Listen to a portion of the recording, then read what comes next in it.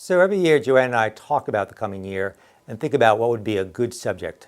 And this particular year, Joanne and I have been well aware of the fact that Secretary Albright herself has been talking a lot about infrastructure and has been involved in it. And we knew that she would be very pleased if we could think of some way of tackling it.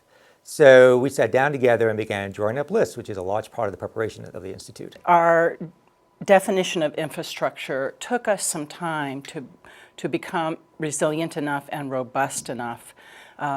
The earlier areas that we had identified for group projects, the Millennial Development Goals, global hotspots, all more naturally lent themselves to a cross-disciplinary examination of global issues. When we originally considered infrastructure, we felt constrained by a more narrow definition of infrastructure. But once we began thinking about infrastructure as community resilience, as the need to be able to promote more equitable quality of life, we then were able to identify our topic areas. So in choosing the speakers who come to the Institute, we have, of course, both Wellesley faculty as well as outside speakers. And with the Wellesley faculty, one of the things that Joanne and I try to do is to really involve as many people across the spectrum of disciplines. So to us, it's very important to have, for example, science professors to talk to the humanities and social science students, and to have humanities professors speaking to the social science and sciences. So part of my job is to identify faculty who I think would be good speakers. And this is a small campus. So word gets around, and I usually get to know who are the faculty who are doing really well in their teaching. So I have no hesitation in calling someone up and sending them an email saying, let's get together over at the campus center and tell me a little bit about the sort of thing that interests you. And based on that, many times I'll come back to Joanne and say, I just had a fabulous interaction with someone who I didn't know before, and we've got to have them in the Institute in January. So that's part of the pleasures of doing the job, is simply meeting those faculty. And then I think they also get kind of happy to be involved with the Institute, because our 40 women are so interesting and so wonderful to be engaged with in the classroom that I think a lot of the faculty are just walk away saying, that's a fabulous teaching experience I didn't have before at Wellesley College. So those are the faculty that we choose. It would be hard to dispute that in selecting alumni thought leaders, we have perhaps the most robust and vibrant global network of women leaders.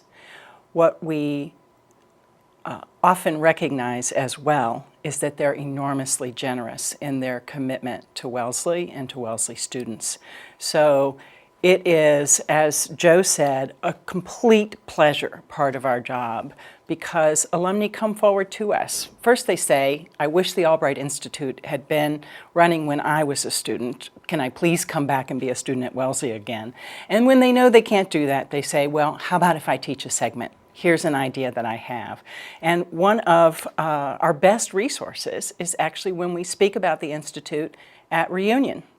And alumni from the reunioning classes come forward and say, I know somebody who should be teaching in your institute, or perhaps I should be contributing. And our list is long, and the commitment of alumni back to the institution is quite moving. I think what is most important to winter session is completely linked to what is most important about the Institute, and that is that Professor Joyce and I are fully prepared to be changed.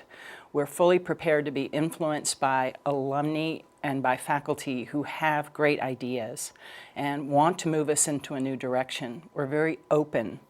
And I believe that as such, the Institute is very alive. It's not stagnant at any time. We also charge our fellows with being co-creators of the Institute. And I don't say that in a cliche or a trite way. We truly demand of them that they engage with the material and with each other in a way where they are held accountable and responsible for the success of their learning.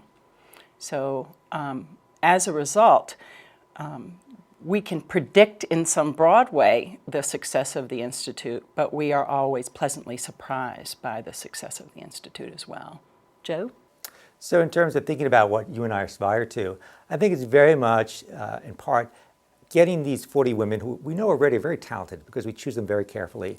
And we take these 40 women and we bring them together for 3 weeks and realize they really are together because they're in the same dorm, they're listening to the same people, they're working together on their projects, and they have a very intense experience. And over the 3 weeks, that experience really comes to bond them together in a very special way, because they'll listen to the same people, share their reactions, work together, as I said. And that experience by the end of the 3 weeks is very powerful for them and almost a transformative one. And sometimes I say to the first day of the Institute, look around, you have 39 new best friends. And they laugh, but by the last day, they're not laughing anymore, because we're really convinced that these relationships will persist after the winter session, that going forward over time, these women will share something. And as strong as the Wellesley Network is, and it's one that I've always had great respect for, I think this will be a valuable addition to it. So when we think about from year to year, as Joanne said, we do change the Institute, and we very much respond to what we learned the previous year. So last year, we brought in a Navy Rear Admiral, head chaplain of the Marine Corps, and she gave a talk about ethics. And it was really extraordinary to watch the students respond to that. It's clear she tapped a nerve, that they were hearing the sort of thing that they might not hear in a classroom during the semester. And that really resonated with Joanne and I, to bring in people who they may not meet otherwise to talk about topics that not be covered in the usual academic semester. So we brought that particular person back this year. We also had a panel of athletes. Now, obviously, our students themselves are athletes, but these were women of top caliber, including an Olympic gold medal winner. And again, to listen to these people talk and to talk about their experiences and relate it to the fellows was something we don't usually do during the year. So Joanne and I are very sensitive during each January, listening to what's going on and thinking about what sort of things really resonate this year with the fellows that we should build upon the following year. I would say as well, we're very mindful of wanting to identify major global crises and movements and developments in the year before, not because we want to in any way have an ephemeral nature to the Institute, but because they are an avenue through which we can explore more ongoing global issues. So in our first year, we talked a lot about the oil spill in the Gulf, and we were able to bring in someone who worked for BP at the time of that. We were able to talk about the crisis in Haiti and the response of Partners in Health to that. And so this year, with the focus on the Olympics as this tremendous international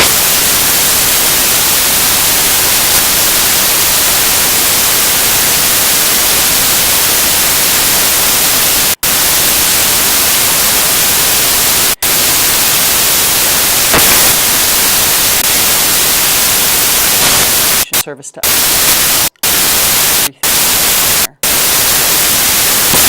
so when I